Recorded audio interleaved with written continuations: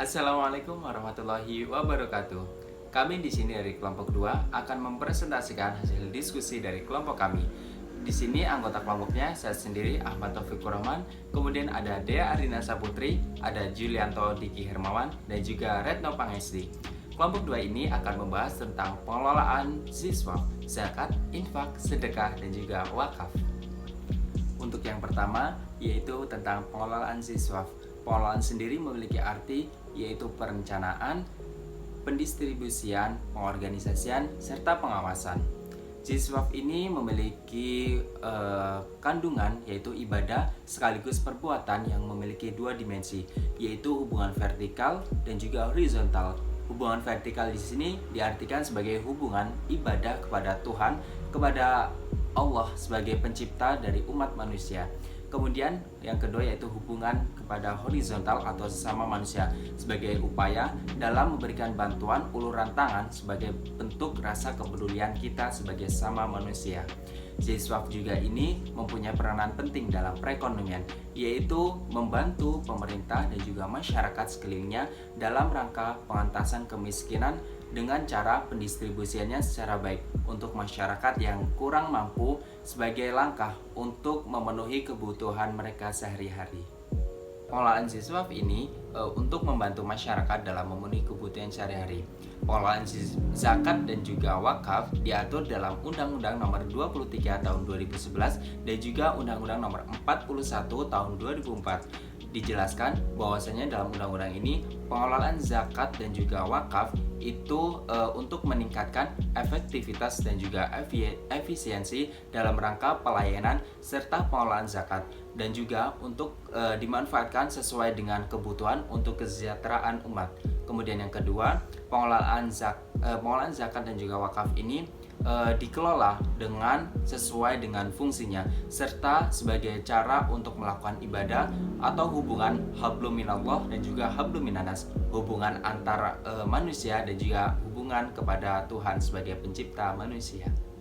Dalam pengelolaannya, siswaf ini ada hal-hal yang harus dipenuhi atau yang biasa dikenal dengan istilah tarif, transparansi, akuntabilitas, responsibilitas, independensi, dan juga fairness atau kewajaran dan juga keadilan, di mana hal-hal ini sangat penting dalam pengelolaan siswaf karena dalam suatu pengelolaan siswaf pada suatu lembaga yang berkaitan itu dapat dinilai baik dan juga sesuai dengan apa yang seharusnya dilakukan. Untuk itu perlu adanya suatu patokan yang dijadikan sebagai upaya untuk meningkatkan pengelolaan dan juga efektivitas dalam siswaf ini.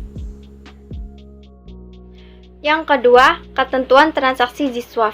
Standar akuntansi zakat, infak, dan sedekah yang berlaku saat ini dan digunakan oleh organisasi pengelola zakat sebagai pedoman dalam pembukuan dan pelaporan keuangannya tercantum dalam PSAK nomor 109 yang dikeluarkan oleh Ikatan Akuntan Indonesia pada tahun 2010.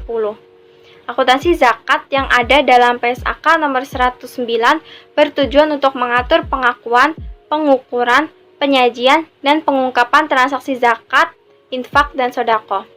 Ketentuan transaksi untuk zakat, infak, dan sedekah dijelaskan secara rinci dalam PSAK nomor 109, seperti ketentuan pengakuan dan pengukuran penerimaan dan penyaluran dana zakat, ketentuan penerimaan dan penyaluran dana infak, sedekah, penyajian dana dalam laporan keuangan zakat dan infak sedekah, serta pengungkapan hal-hal yang terkait dalam transaksi zakat, infak, dan sedekah. Sedangkan ketentuan dalam akuntansi wakaf tercantum dalam PSAK nomor 112 di mana di dalamnya memuat pengakuan, pengukuran, penyajian, pengungkapan kebijakan akuntansi lain, dan pelaporan keuangan akuntansi wakaf. Syarat dan ketentuan dalam transaksi zakat yang pertama, muzaki beragama Islam, merdeka, baligh, berakal, dan mempunyai hak kuasa atas hartanya. Yang kedua, harta milik sendiri secara penuh. Ketiga, harta kekayaan itu bertambah. Keempat, melebihi dari kebutuhan pokok. Yang kelima, mencukupi satu nisbah. Yang keenam, mencapai haul. Yang ketujuh, harta terbebas dari hutang, dan kedelapan, dana zakat disalurkan melalui lembaga pengelola zakat. Selanjutnya, syarat dan ketentuan dalam transaksi infak bagi pemberi infak, yaitu pemilik harta atau materi yang diinfakkan bukan orang yang dibatasi haknya karena alasan tertentu dan tidak adanya paksaan. Bagi penerima infak, ada di dunia ketika diberi infak dan sudah balik serta sehat jasmani dan rohani. Bagi materi atau harta yang diinfakkan, sesuatu yang ada wujudnya, bernilai, dan dapat dimiliki zatnya. Lalu, ketentuan transaksi wakaf. Yang pertama, ikrar wakaf dilakukan di hadapan nazir dengan disaksikan oleh 2 orang saksi. Kedua, pejabat nazir menerbitkan sertifikat wakaf uang dan akta ikrar wakaf. Yang ketiga, nazir mendaftarkan wakaf kepada menteri selambat-lambatnya 7 hari sejak diterbitkannya sertifikat wakaf uang. Kebijakan akuntansi ziswaf. Akuntansi ziswaf dapat diartikan sebagai suatu proses akuntansi atas transaksi-transaksi ziswaf berdasarkan prinsip-prinsip syariah Islam yang dapat menghasilkan informasi keuangan berupa laporan keuangan yang dapat digunakan untuk pengambilan keputusan pihak-pihak yang berkepentingan seperti muzaki, nazir, wakif, pemerintah, masyarakat atau umat, mustahik, dan pihak lain. Sedangkan kebijakan akuntansi adalah prinsip dasar, konvensi, peraturan, dan praktik tertentu yang diterapkan entitas dalam penyusunan dan penyajian laporan keuangan. Dalam hal ini, akuntansi ziswaf berpedoman pada PSAK 109 yang mengatur tentang akuntansi zakat, infak atau sedekah, dan PSAK 112 yang mengatur tentang akuntansi wakaf. Tujuan dari akuntansi ziswaf adalah untuk mengatur pengakuan, pengukuran, penyajian, dan pengungkapan transaksi zakat, infak, atau sedekah dan wakaf. Akuntansi ziswaf dapat diaplikasikan atau digunakan untuk membantu para amil yang menerima dan menyalurkan zakat, infak atau sedekah, atau para nazir dan wakif yang menerima dan mewakafkan harta bendanya, atau bisa juga entitas yang kegiatan utamanya menerima dan menyalurkan ziswaf. Dalam akuntansi zakat, infak atau sedekah, menurut PSAK 109, komponen keuangan yang lengkap dari amil terdiri dari yang pertama neraca, kedua laporan perubahan dana, yang ketiga laporan perubahan aset kelolaan, yang keempat laporan arus kas, dan yang kelima catatan atas laporan keuangan. Kemudian dalam akuntansi wakaf, menurut PSAK 112, dana wakaf yang dikelola dan dikembangkan oleh nazir merupakan suatu entitas pelaporan yang menyajikan laporan keuangan untuk tujuan umum, secara terpisah dari laporan keuangan organisasi atau badan hukum dari nazir.